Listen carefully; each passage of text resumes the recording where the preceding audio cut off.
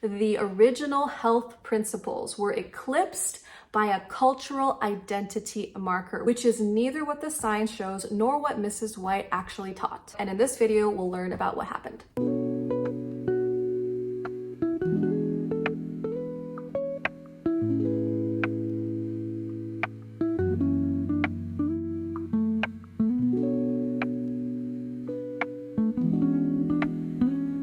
Welcome back, everyone. So today I'm going to be diving into a topic that's been bubbling in the comments section ever since I started uploading these videos between Adventism, diet, food. This question is, why do we as a community often swing too far in one direction when it comes to the diet? I personally believe this to be an overcorrection.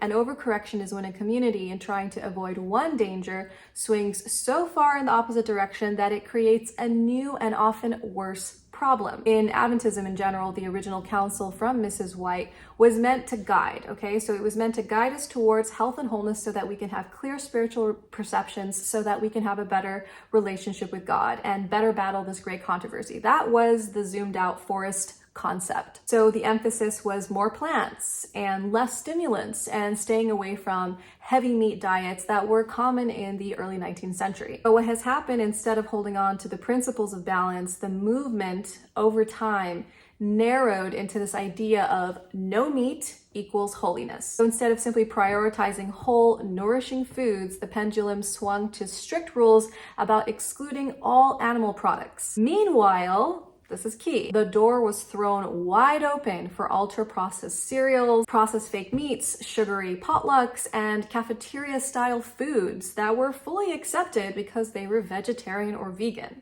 The original health principles were eclipsed by a cultural identity marker, which is neither what the science shows nor what Mrs. White actually taught. And in this video, we'll learn about what happened.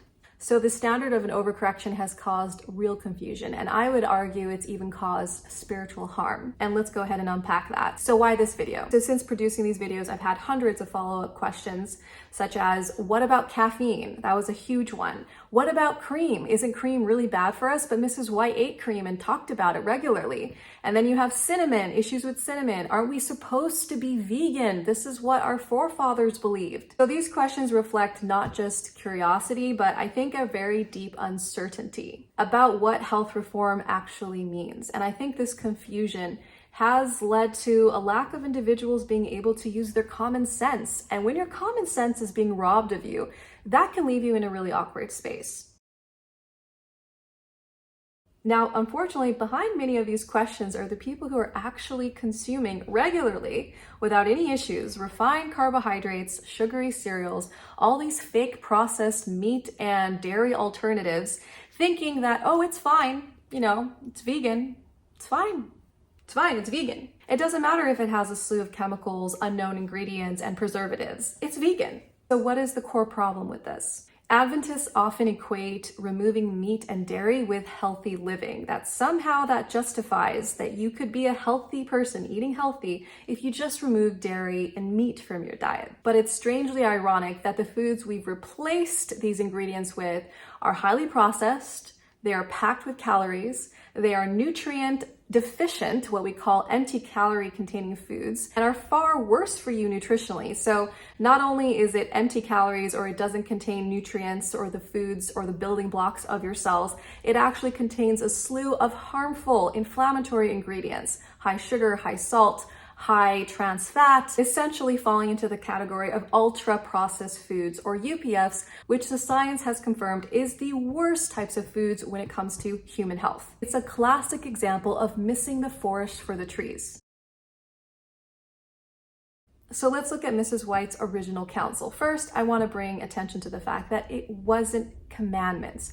Her information was being provided for her time, to the people of her time, to address issues and problems that they had at her time. And these were counsels, they were not commandments. Quick note, yes, Mrs. White did indicate there would come a time when animal products would be less safe to consume in the future, and this may very well be our time, which is why she stressed in context that if you would be consuming these products, to at least ensure it was the purest article, as she put it, which I personally take to mean today as wild-caught, grass-fed, pasture-raised, organic, etc. Her writings focused on health as a part of wholeness, urging us to avoid the toxicity of extremism. I thought it would be important to insert here the change of the dietary call over time. So at Mrs. White's time, the dietary call was to turn away from intemperance and imbalance and move towards wholeness. Today, the dietary call is to turn away from nutrient-deficient, processed, convenience-based diets and move towards whole, nourishing foods. And this is key. She never meant for rigid diet dogmas to replace common sense or even to replace evidence-based research. And then you have the rise of the alternatives, which surprisingly actually came through the Kellogg's industry.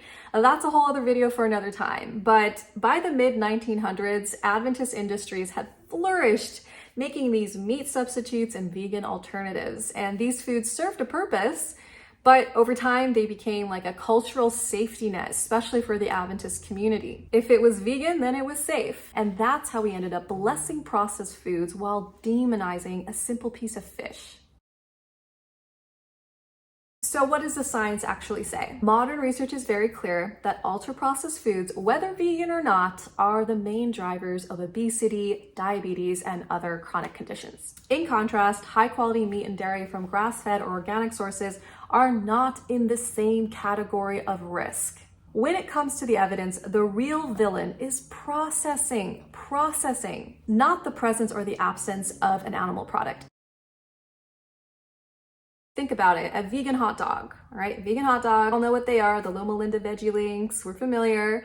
The vegan hot dog loaded with additives versus a serving of beans and rice versus a piece of grilled fish, which would need to be wild caught or toxin free. So we have three categories.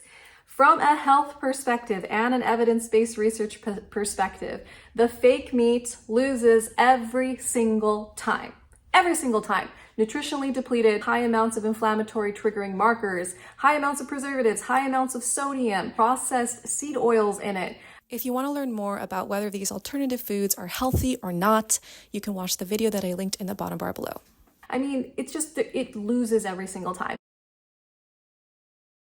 So how did this overcorrection happen? Sociologically, here's what happens. The Reformation movement starts pretty balanced, and then over time, the message begins to narrow and narrow and narrow until it comes to a single symbol. Like, for example, no meat, very measurable, very direct. Institutions then go forward and reinforce it, and then it hardens into dogma. The nuance gets lost, and then before you know it, people are practicing tradition instead of principle. Let's have a look at the timeline of this drift. In the 1860s, there was broad health reform, and there was a focus on wholeness. In the early 1900s, meat avoidance became like this domineering issue. By the mid-1900s, the rise of the Adventist food industries like Kellogg's and Loma Linda Foods and those sorts of things start to surface. By the 2000s and on, vegan labeling became the gold standard, regardless of the food quality, and that's how a century of small shifts leads to huge overcorrections. So what are the psychological implications? Within the context of Adventism, this most definitely has psychological weight. People have grown to tie their food choices to their salvation. They harbor guilt feelings if they ate something wrong, or even worse, they're going to judge other people who eat foods that are wrong. Just going to preface this, I'm not telling anyone to eat meat.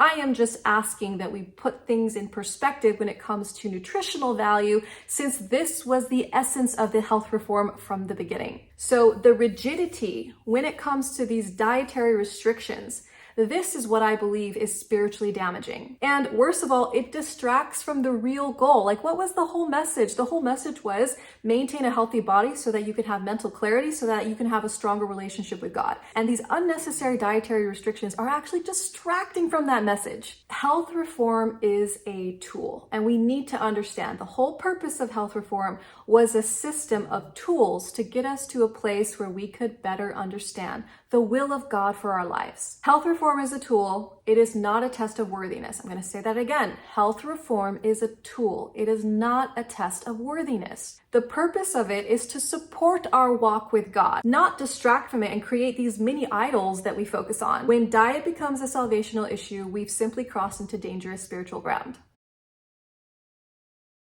The emphasis should be honoring the principle and not the product. The principles are simple. Eat nourishing, whole foods, be temperate with your eating, eat at the right times of the day, and focus on the foods that are going to promote your life and offer you clarity. That is the emphasis of health reform.